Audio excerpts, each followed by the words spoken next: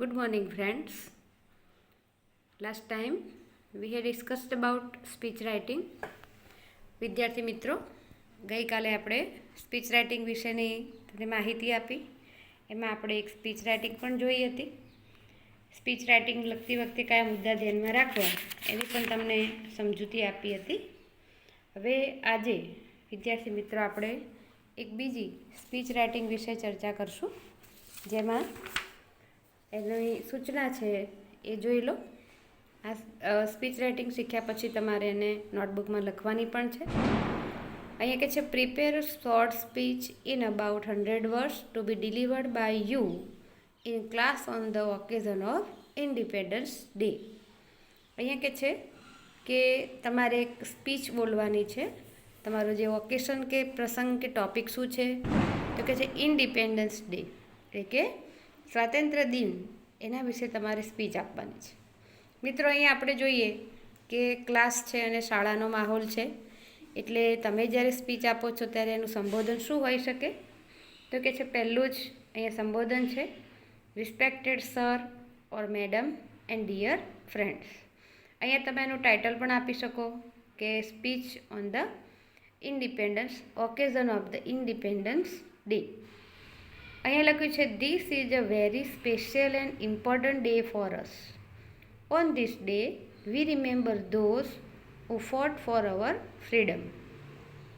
On this day, our national flag flies atop all important buildings and institutions.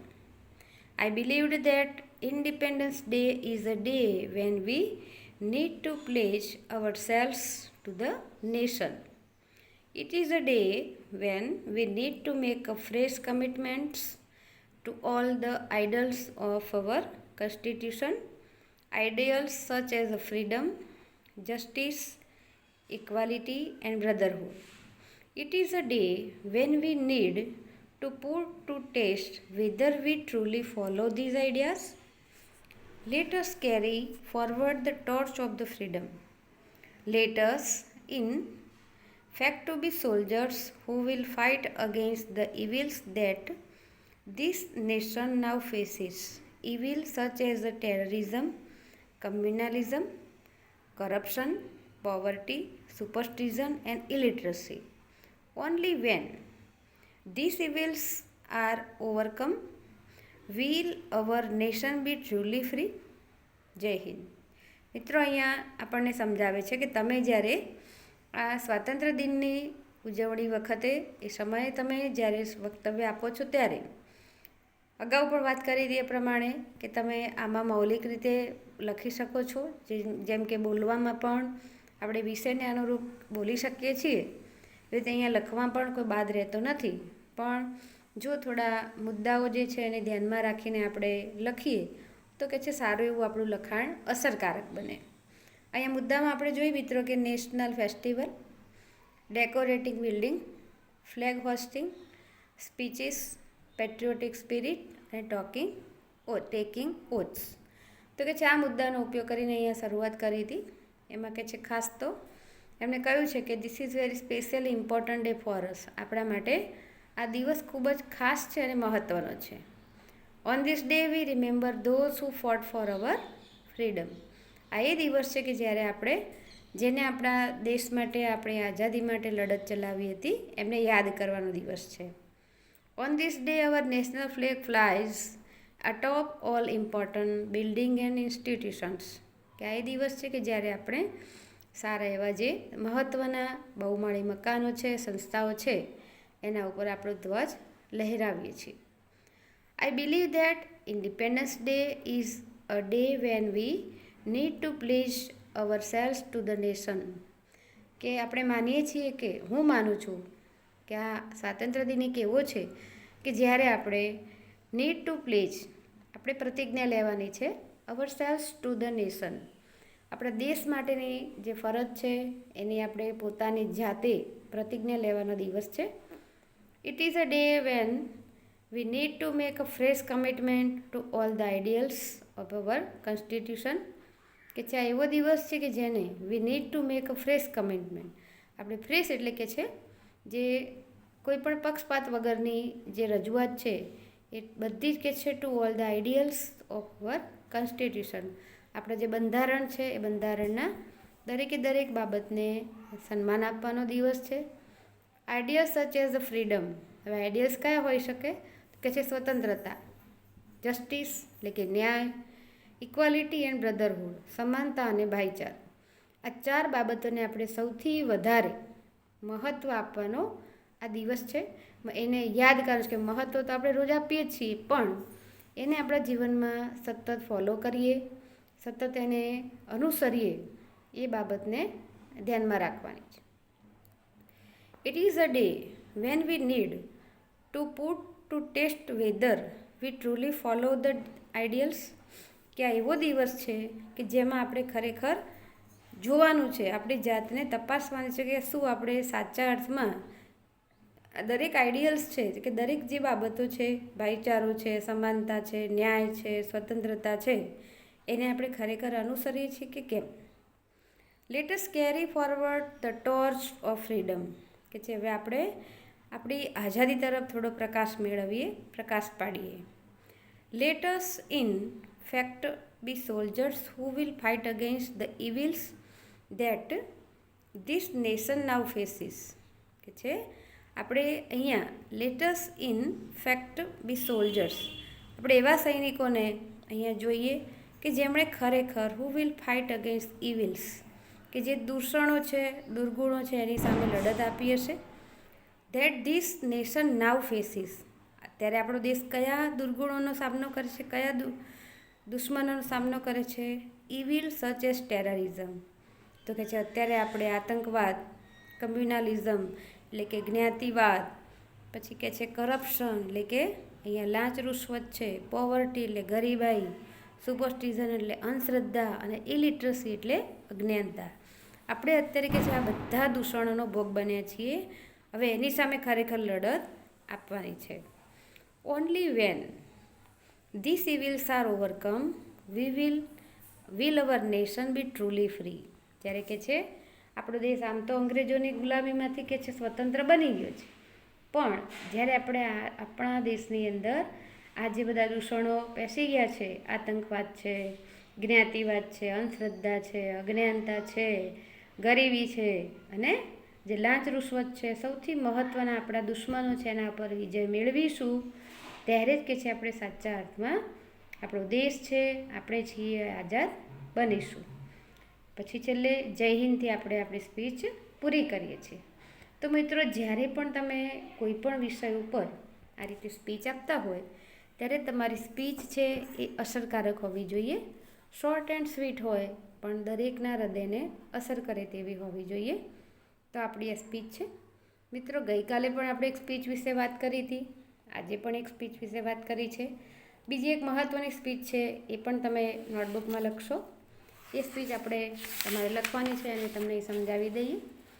A speech છે જેનું નામ છે speech about the year. એક સારી એવો ટોપિક છે એનો, જેનું અહીંયા લખેલું છે write speech in about 100 words highlighting the need to acquire a scientific attitude. Scientific attitude છે એના વિશેની આપણે સ્પીચ અહીંયા જોઈશું આજે. મિત્રો, સ્પીચના ઘણા બધા મુદ્દા હોય છે, ઘણી બધી બાબતો છે.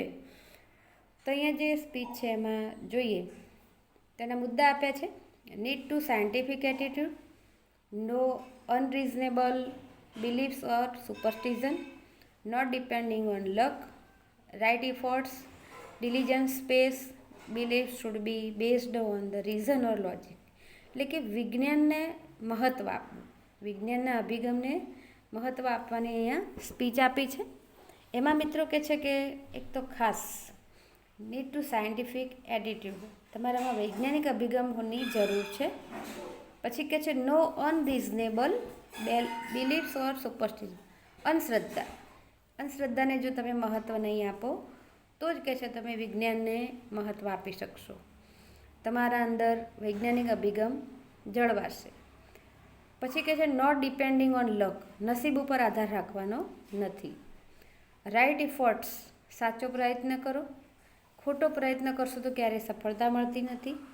ડિલિજન્સ સ્પેસ, તમારું જે યોગ્ય છે એ યોગ્ય પ્રકારનું તમારું આવડતનું અને કામનું વલણ હોવું જોઈએ. Belief should be based on the reason or logic. તમારી માન્યતા કોઈકના ઉપર તમારો વિશ્વાસ કેવો શેના આધારે હોવો જોઈએ? તાર્કિક હોવો જોઈએ. એનું કોઈ કારણ છે જેના આધારે તમે એને માનો છો. તો મિત્રો અહીંયા સ્પીચમાં માત્ર એટલું જ કીધું છે કે તમે સ્પીચ લખો તો એ કોઈ સ્પષ્ટ માહોલનો ઉલ્લેખ નથી. તો કે છે તમે અહીંયા લખી શકો કે honourable chief guest, respected teachers and parents and my dear friends. અહીંયા સ્પીચ તમે અંધશ્રદ્ધા વિશેની છે તો તમારા કોઈ પણ વિસ્તારની અંદર પણ બોલી શકાય અને શાળામાં પણ બોલી શકાય.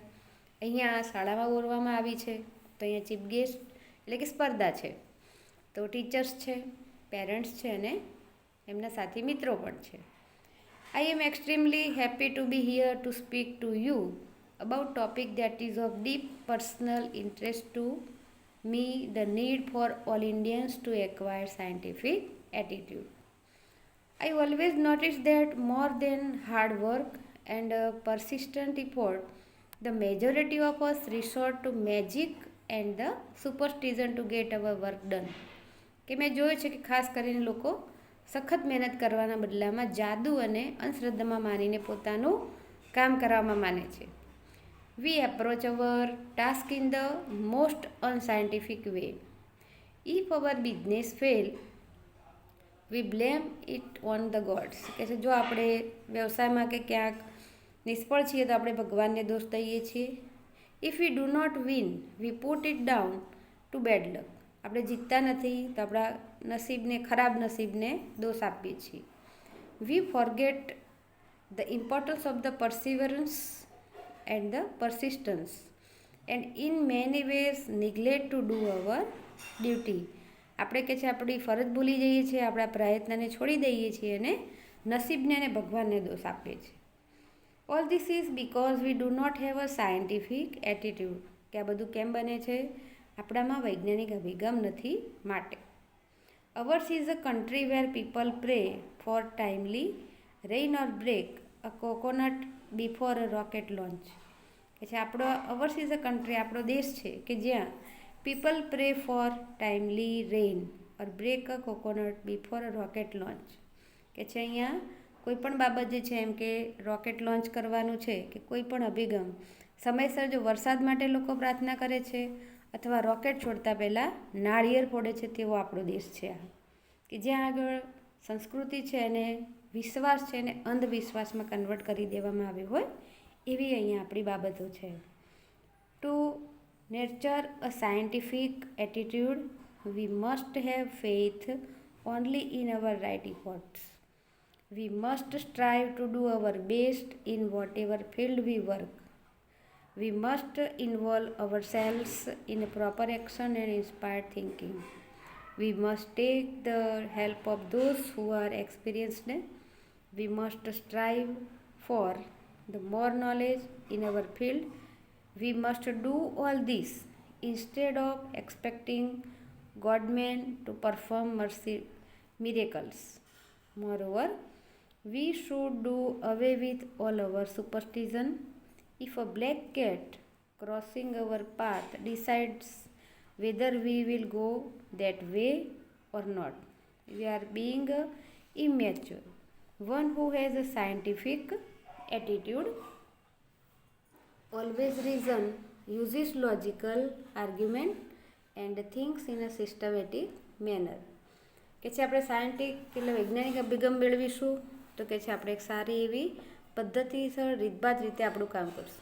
I do hope that the examples I have given have made it clear what a scientific attitude is and Y it should be developed.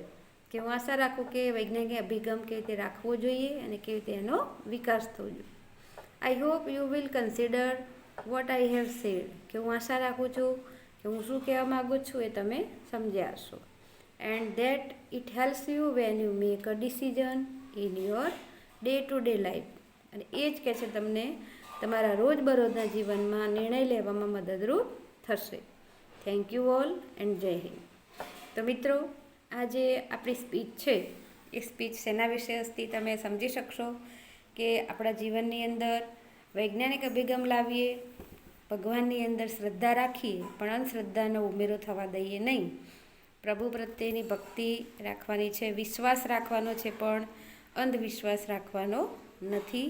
કોઈ પણ બાબત કે ઘટના કેમ બની છે એ ઘટનાનો આંધળો અનુકરણ કે આંધળો વિશ્વાસ કર્યા વગર એ કારણ કેમ બની, એ ઘટના કેમ બની છે એના પાછળનું કારણ શોધવાનો પ્રયત્ન કરવો જોઈએ. તો મિત્રો અહીંયા આપણે હવે સ્પીચ રાઇટિંગનો ટૉપિક પણ ક્લિયર કરીએ છીએ. તમારી બીજી એક સ્પીચ લખવાની છે, એટલે મિત્રો આપણે લગભગ ગઈકાલની આજની 2 સ્પીચ છે અને તમે હોમવર્કમાં 2 લખશો. 6 સ્પીચ રાઇટિંગ તમારે કમ્પ્લીટ કરવાની રહેશે. આશા રાખું કે તમે હોમવર્ક કરશો. Thank you.